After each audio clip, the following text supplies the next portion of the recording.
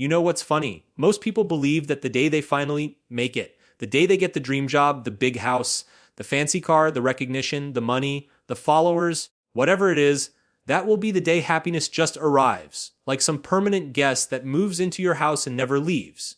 But here's the uncomfortable truth, it doesn't work like that. How many stories have we all heard about celebrities, athletes, entrepreneurs, the so-called winners of society who finally get everything they ever wanted, and then they're still miserable, they're still anxious, they're still lonely. Some of them spiral into addiction, depression, or worse. And if you're honest with yourself, you've probably tasted this already on a smaller scale. Remember when you finally got that phone you wanted, that car, that promotion, that relationship, you felt amazing for a while. And then, almost silently, that high faded. Suddenly, you were right back where you started looking for the next thing to chase. This is the paradox of success. And this is what I want to talk to you about today, why achieving everything still leaves you unhappy, and what the hell to do about it. Most people grow up believing that if they just achieve enough, life will finally feel complete. The moment they get the dream job, the perfect house, the ideal relationship, or the financial security they've been chasing, they expect happiness to arrive and stay forever. But the truth is, achievement and happiness are not the same thing, and confusing the two is one of the biggest traps people fall into. You can cross off every goal on your list, build the lifestyle you once dreamed of, and still find yourself lying awake at night asking, why don't I feel the way I thought I would? That's because achievement gives you a temporary hit of joy, a rush of validation, but it does not create lasting fulfillment. When you accomplish something big, your brain floods with excitement and pride. It feels like a reward, almost like a high. For a while, you walk around with that glow of satisfaction, but the human brain is wired to adapt, and eventually what once felt extraordinary becomes normal. The promotion that once felt like the pinnacle of success soon becomes just another job title. The car you couldn't stop admiring on the first day becomes just the vehicle you use to get from point A to point B. The relationship that once felt magical becomes a part of daily life, with ups and downs like any other. Achievement alone cannot sustain happiness because your mind always adjusts to the new reality. This is why people who seem to have everything are often surprisingly unhappy. From the outside, their lives look perfect, the wealth, the recognition, the status. But on the inside, they feel restless, empty, or disillusioned. They thought those achievements would fix their insecurities, erase their struggles, or prove their worth. Instead, they find themselves in the same emotional place, only with nicer things surrounding them. The truth is, success can't heal you. It doesn't erase your fears, your loneliness, or your lack of meaning. It only amplifies what was already there. If you're unfulfilled before the achievement, you'll still be unfulfilled afterward. Achievement is also deceptive because society rewards it with applause. People cheer for you when you accomplish big things. They admire your discipline, your hustle, your results. And for a while, that validation feels incredible. But once the applause fades, you're left with yourself. If your identity is built only on achievements, you'll constantly need more of them to feel valuable. It becomes an endless cycle of proving, chasing, and striving, all in the hope that one day you'll finally feel whole. But wholeness doesn't come from external trophies. It comes from an internal sense of meaning and alignment, things achievement alone cannot give you. The problem is not that achievements are bad. Goals and accomplishments can motivate us, give us structure, and help us grow. The problem is believing they are the source of happiness. Achievement should be seen as a byproduct of living in alignment with your values, not the destination itself. When people confuse the two, they end up constantly disappointed because every victory feels good at first but quickly loses its shine. This is why the phrase, "I thought this would make me happy," is repeated so often by people at every stage of life. The deeper truth is that happiness is not something you unlock once you achieve enough. It's not waiting at the end of the road with a ribbon and a trophy. Happiness is built through the quality of your relationships, the purpose you connect with, the meaning you give to your struggles, and the ability to appreciate the present moment. Without those, achievement is just decoration. It can make your life look impressive on the outside, but it won't nourish you on the inside. And this is the first and most important reason why achievement and happiness are not the same thing. Imagine running on a treadmill that keeps speeding up the faster you go. No matter how hard you push yourself, you never actually reach the finish line. That's exactly how life feels when you're chasing happiness through achievement. Psychologists call it the hedonic treadmill, and explains why the excitement of success always fades, why that big moment of arrival never feels as permanent as you thought it would. You set a goal, work for it, achieve it, feel good for a while, and then, without even noticing, you start craving the next thing. It's not because you're ungrateful or broken, it's because your brain has a built-in mechanism of adaptation. What once felt extraordinary becomes ordinary, and your baseline of happiness resets. Think back to something you once dreamed of. Maybe it was your first car, your first apartment, or even a certain amount of money.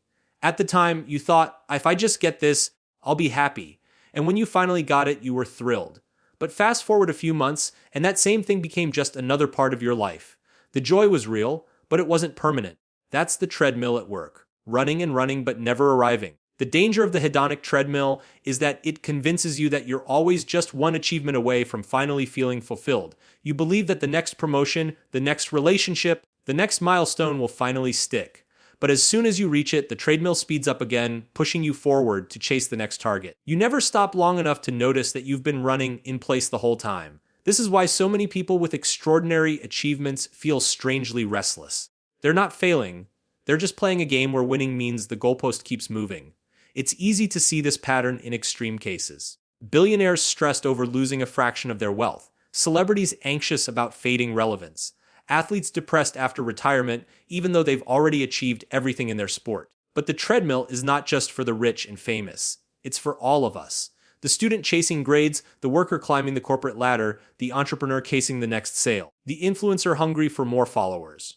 We're all running, and most of us don't even realize it. The only way to step off the treadmill is to recognize the trap for what it is. Chasing happiness through achievement is like chasing the horizon. No matter how far you go, it always moves further away. The truth is that happiness isn't about the constant pursuit of more. It's about learning to appreciate the present, to value the process as much as the prize. If you can't enjoy the climb, the summit will always disappoint you. The treadmill will always speed up. But once you stop running and start noticing where you already are, you realize that maybe you don't need to chase anything to feel alive. From the moment we're old enough to understand the world, we're told that the solution to our problems is more. More money, more status, more attention, more recognition, more freedom. The marketing messages, the cultural values, the silent comparisons all push us to believe that happiness is just outside our reach, and all we need to do is grab a little more to finally feel complete. But the truth is, more eventually turns into never enough. The appetite doesn't shrink when you feed it, it grows. That's why people who seem to have everything often feel the most dissatisfied. Think about it. A person makes their first $1,000 and it feels incredible. Then they want 10,000, then 100,000, then a million. The target keeps inflating because satisfaction fades the moment they adapt to what they have. The same is true with recognition. 100 followers feels great until you start comparing yourself to someone with 10,000. A million views feels amazing until you notice someone else has 10 million. The bar keeps moving higher, and more becomes a moving target that never lets you rest. The lie of more is seductive because it disguises itself as progress. You tell yourself you're just being ambitious, just striving, just setting higher goals. But deep down, you know you're not chasing growth, you're chasing validation. You're chasing a feeling you think you'll get once you reach the next level. Even though every previous level has already proven it doesn't last, it's like drinking salt water. The more you consume, the thirstier you become. This is why some of the wealthiest, most powerful people in the world are also some of the most miserable. They've collected more than most of us could dream of, but it never feels like enough. That hunger is bottomless, and the pursuit of more becomes a prison disguised as freedom. You can spend your entire life chasing after it and never once pause to ask if the things you're collecting actually matter to you. The antidote to the lie of more isn't giving up ambition. It's redefining enough.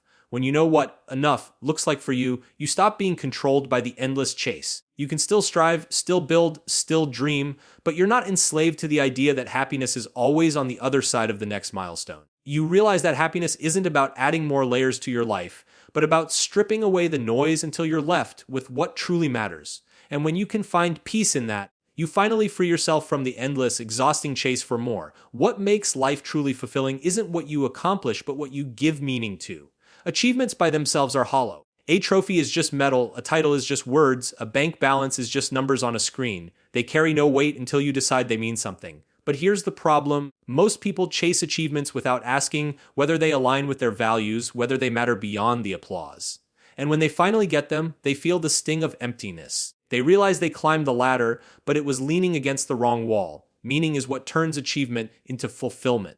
You can work a job that pays well and be miserable if it doesn't connect to your values, but you can also work a job with far less prestige and feel deeply satisfied if it aligns with who you are and what you care about. That's the difference between living a life of external success and living a life of internal fulfillment. Meaning is the filter through which achievements either nourish you or leave you hungry for more. Think about the times in your life when you felt most alive. Chances are, it wasn't just because of what you achieved, but because of what those achievements represented.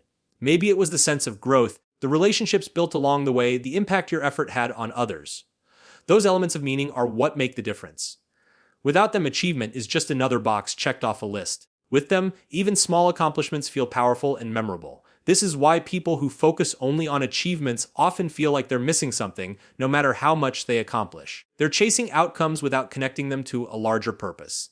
But people who pursue meaning, who ask, does this matter to me? Does this reflect who I want to become? Does this contribute to something bigger than myself? Those are the people who find fulfillment regardless of how much or how little they achieve. The truth is, achievement is temporary, but meaning lasts. A promotion can fade from memory, but the impact you made on someone's life never does. A financial milestone can disappear in the next market crash, but the lessons you learn and the values you live by will always stay. If you want to feel fulfilled, don't just ask what you want to achieve. Ask what you want it to mean, and make sure the two align. Because when achievement serves meaning, happiness follows naturally. One of the greatest illusions we live under is the idea of arrival. The belief that once we get to a certain point, life will finally begin. When I graduate, then I'll be happy. When I get married, then I'll be happy. When I make enough money, then I'll finally relax. It's a narrative that keeps us forever chasing the future, always waiting for the next chapter to deliver the happiness this one seems to lack. But the truth is, there is no arrival. There is no magical point in life where happiness permanently begins. Every time you reach what you thought was the destination, you discover it's just another checkpoint. You graduate, and now there's pressure to get a job. You get the job, and now there's pressure to get promoted.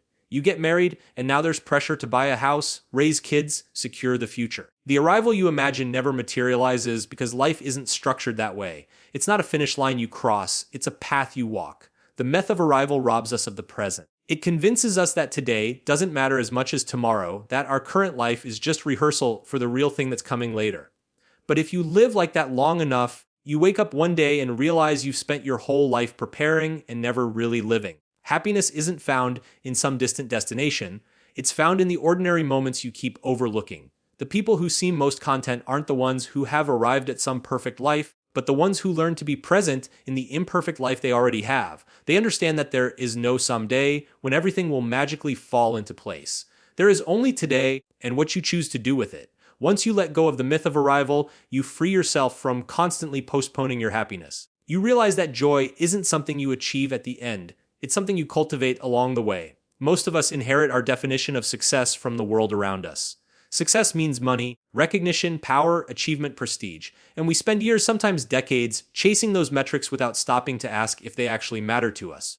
That's why people can reach the top of their field, earn more than they ever imagined, and still feel empty. They were living someone else's definition of success. They were chasing a story society sold them, instead of writing their own. Redefining success means asking the harder questions. What actually matters to me? What do I want my life to stand for? Who do I want to become? When you shift success from external measures to internal alignment, everything changes. Suddenly, success isn't about how many people admire you, but about whether the people closest to you love and respect you. It isn't about how much money you make, but about whether your work gives you purpose.